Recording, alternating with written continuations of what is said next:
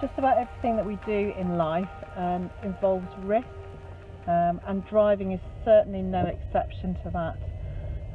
As we get older, unfortunately, processing slows down, and that becomes a much greater risk. So Driving Mobility is an organisation that accredits 20 centres throughout the UK.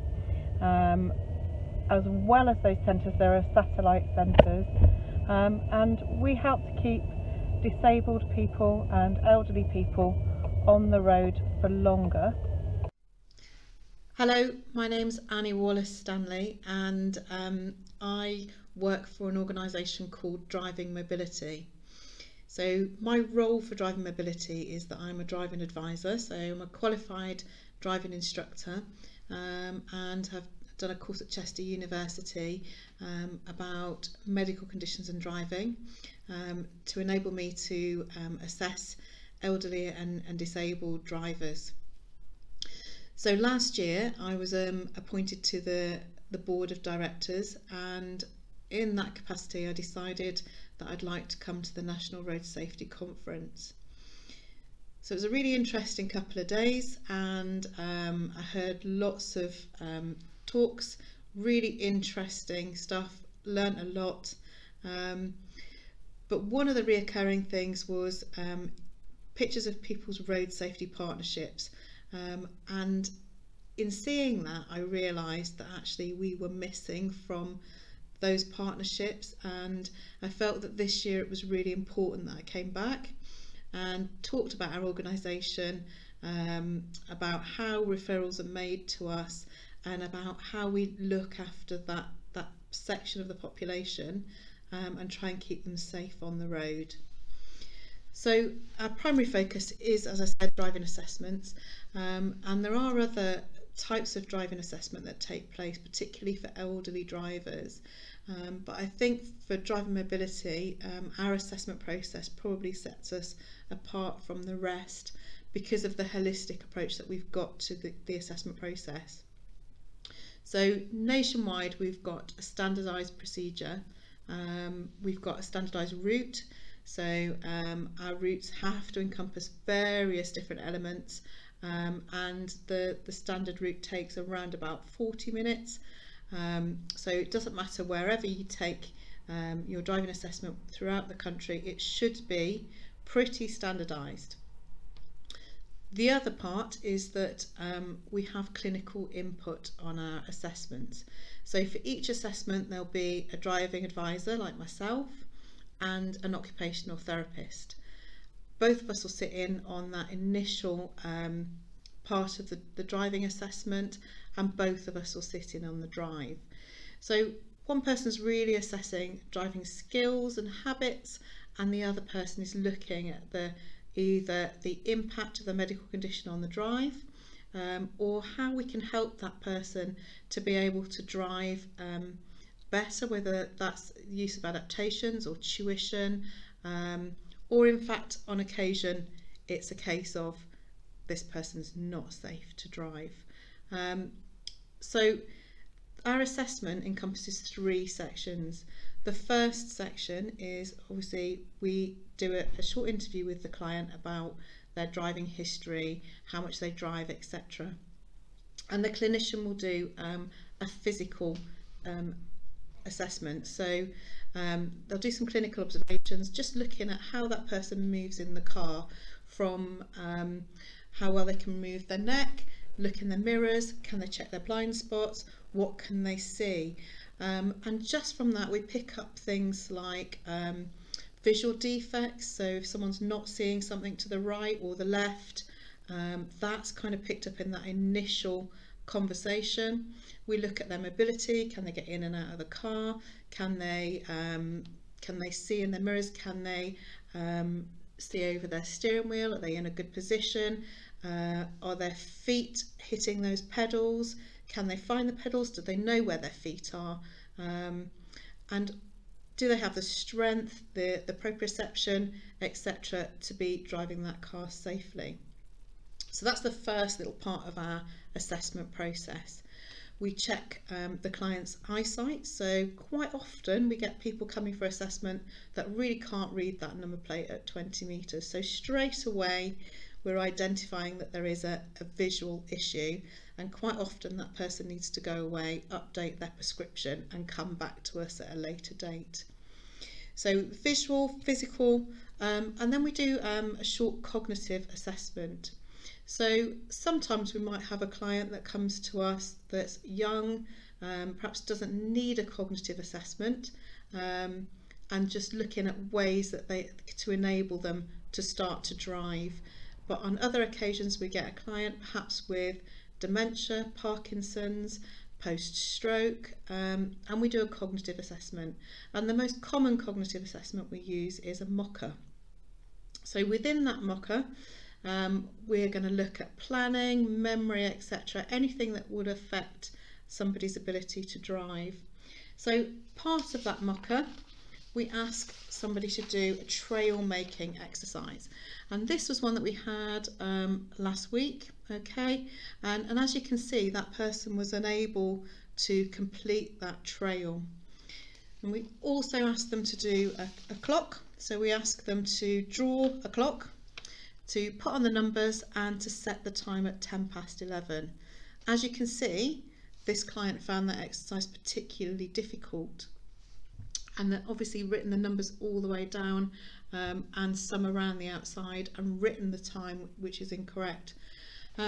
So just from that short cognitive exercise, we noted that there were some concerns that may translate onto the drive. This is not always the case, so sometimes we have a cognitive assessment that really doesn't relate to the drive, and quite often it's because that person has driven for a long period of time, they've driven for their job, they've continued to drive, they've taken themselves out of their comfort zone, and they're comfortable as drivers. But quite often that cognitive impairment does impact on somebody's driving, and that mocker gives us some indication of where that might be. So in this case, it's really looking at that person's planning and their ability to plan. So this person who drew the clock like that, on the driving assessment, they actually took a right turn onto the roundabout going in the wrong direction. They were unable to follow directions, so constantly we went wrong. They were unable to plan, so the advisor had to intervene on the brake quite a lot. And this is quite common in terms of what we might come to see on an assessment. So obviously we have a holistic picture of this person, so even if they arrive having no medical conditions or no known medical conditions, by doing these little physical and cognitive assessments, we can pick up things which we can see that might affect the drive. And I think that's where we stand out from a lot of other assessments, particularly those that are done for elderly clients, because some of those assessments are done in the client's local area. They can take you to the shop if they've got dementia, they can take you to the hospital, they can take you to their local doctor's surgery. What they can't do is take themselves out in an unfamiliar area and follow road signs, instructions, etc. in a lot of cases. However, that's not to say that somebody with dementia can't drive. And certainly from our perspective, we're trying to keep people on the road for longer, providing that they're safe. So somebody that came to us with dementia, we'd be looking at the overall picture. If they were to present a safe drive and they had strategies to help where they've got weaker areas, then there's absolutely no problem with them staying on the road. But when they come to us, that condition will be monitored. So it won't just be a one-off assessment. They will come, they'll have a review in say 6 or 12 months, and we keep an eye on that medical condition. And I think that's where we are a big player in that, the National Road Safety Framework, in that we have drivers that come to us either with concerns about their own driving, or somebody else has made some sort of referral about their driving, or they're recovering from an illness, and they come to us, and if it's a one-off assessment and we feel they're safe to go, then that's what will go on to their report.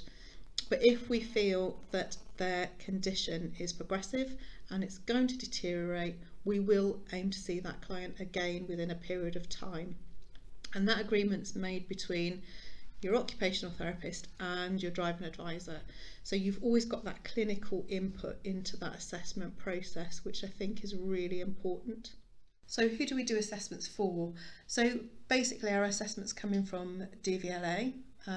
So it might be that somebody is trying to renew their licence, has identified a medical condition, and DVLA perhaps send them to us to ensure that they are still safe to drive, or perhaps to look at ways that they can adapt their vehicle in order to be safe to drive.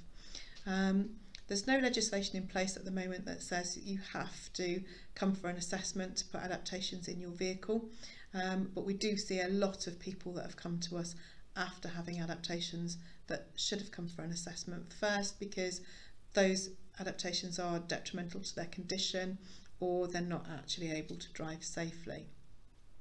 So we see a lot of people from that source. We also see people from perhaps rehabilitation or medical referrals from the NHS, looking at them perhaps post-stroke or after a brain injury, after an amputation. So a variety of different conditions. We see conditions obviously that might improve, conditions that will deteriorate, and conditions that will stay stable. So once we've seen somebody, again, we can monitor that situation. It might be that we don't need to see that person again, but obviously if it's a condition such as multiple sclerosis or Parkinson's, we will want to see that person again in 6 months or 12 months, depending on that condition. And I think that's a really vital role that we have within the road safety network, that we monitor those drivers and we make sure that not only are they safe on the day that we see them, but also they're safe in 6 months or 12 months time. And also it gets people used to the idea that perhaps in 6 months or 12 months time that they might not be safe to drive, and it gives them that time to get used to that loss of independence, but also think about alternative means of transport, which we also try and help them with too.